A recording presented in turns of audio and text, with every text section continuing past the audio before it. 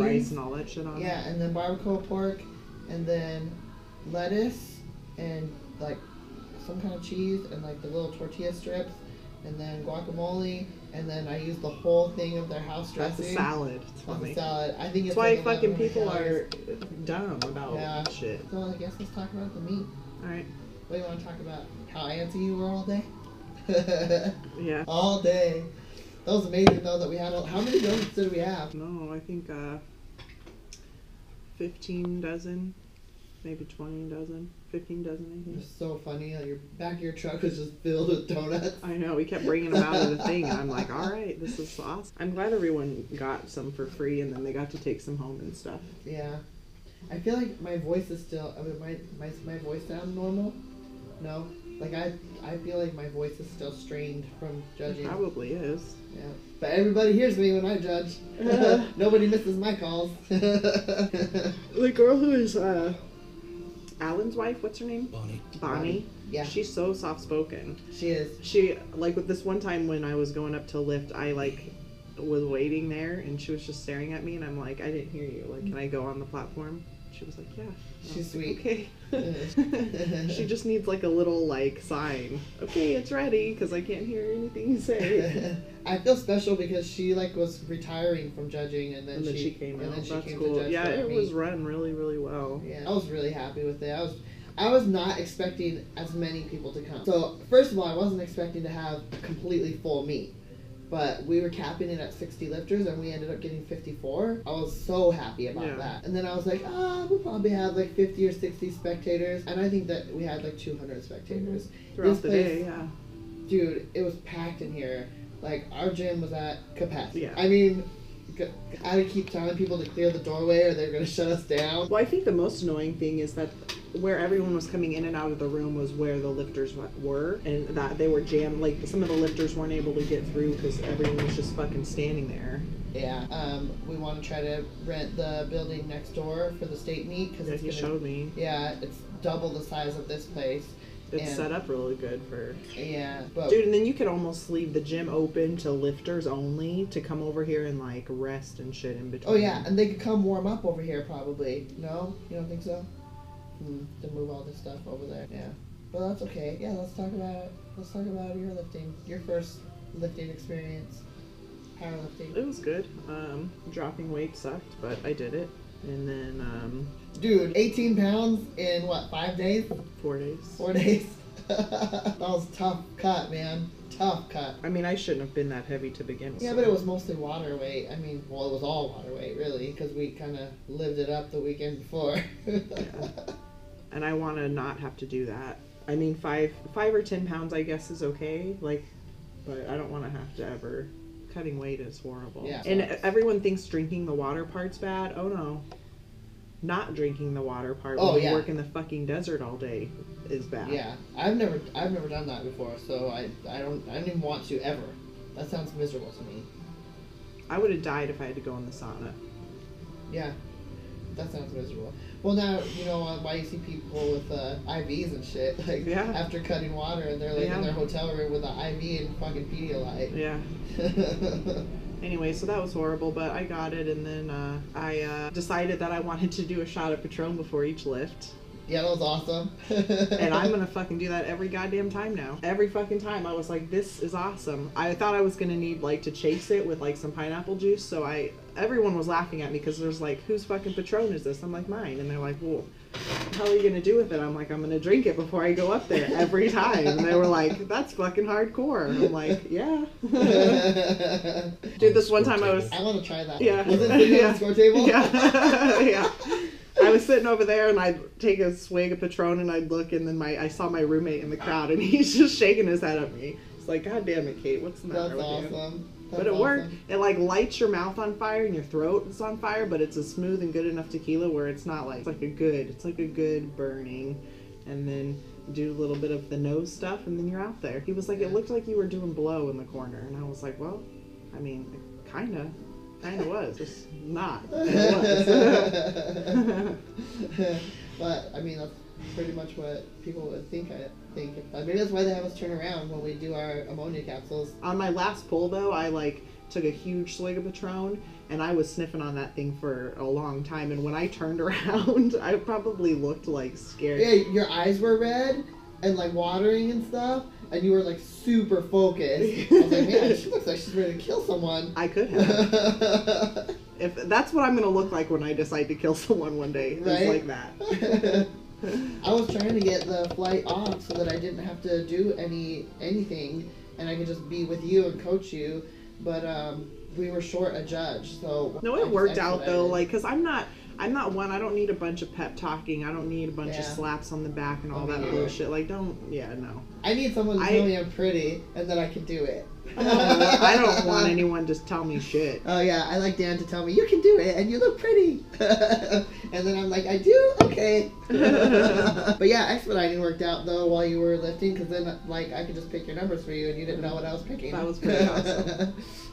So she thought that she was coming over to me at one point, I think it was after my first lift, and I was like, don't fucking tell me what I'm lifting, just don't even tell me. She's like, I wasn't gonna, and I was like, fine. And I loved right as I was walking onto the platform, I found out how much weight I was lifting, and I was like, I know, I want to be like, la la la la la, don't tell me. Yeah. But yeah, so she thought she was gonna go 365, 405, 415, but she did 365. And then I was like, she's going to do more than what she's pulled in the gym. I want her to at least PR today.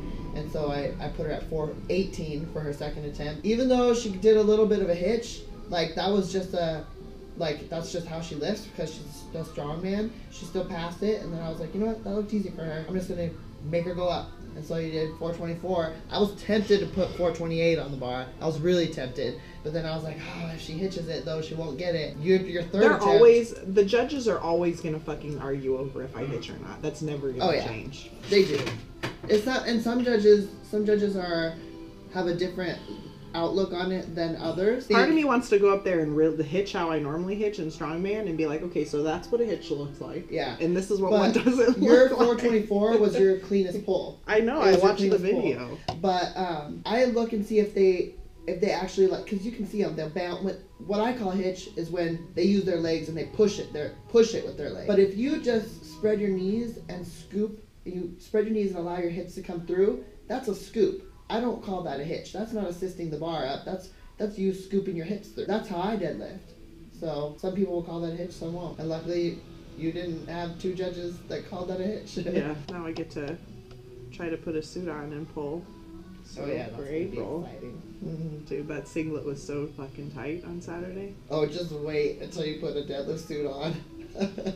I'm like, I mean, feel my arm right here. I have like a cut on my arm from my bench shirt. My quads were like, help.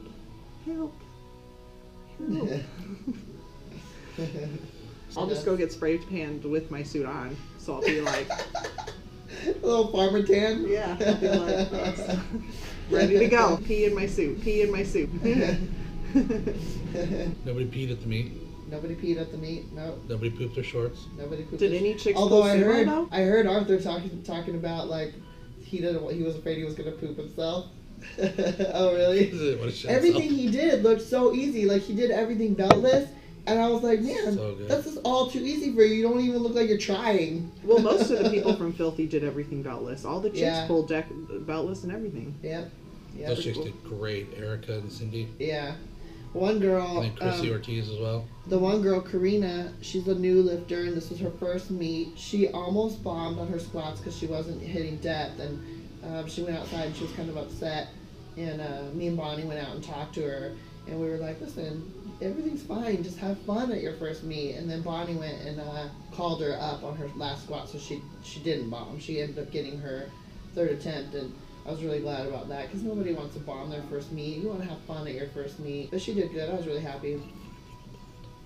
What? I think total of 5 bombed. Oh yeah, there was a few bombs. Yeah. But you know, it's cool. You just switch to push pull. Not a big deal. It happens. I've bombed meets before.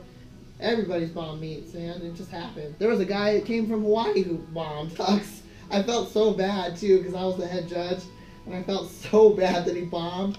And I went out and I hugged him afterwards. I was like, oh, dude, it super sucks that you came all the way here from Hawaii. But his daughter competed. His daughter competed too, so at least it wasn't for nothing. Yeah, he was fine, though. He didn't even care that he bombed. He's like, it happens. I've been doing this for so long, and it happens. He opened it 4 times body weight on I his know. bench. He's strong enough for it. He's Oh, yeah. definitely strong enough, but his rack height was just a little too high, and that kind of messed him up. And I think had he got his rack height, well, we lowered it after that. But I've been benching the shirt for a year now, and I've bombed several meets because it's hard getting used to doing that, and like it's really, really exhausting. Like raw lifting is weight. Lifting in gear is really, really exhausting, and it's so technical. Like there's so many things that you have to think about that you don't have to think about when you're doing raw. Shoot, I did a meet one time where I did the whole meet full power raw, and then I did bench only in my shirt. I bombed that meet.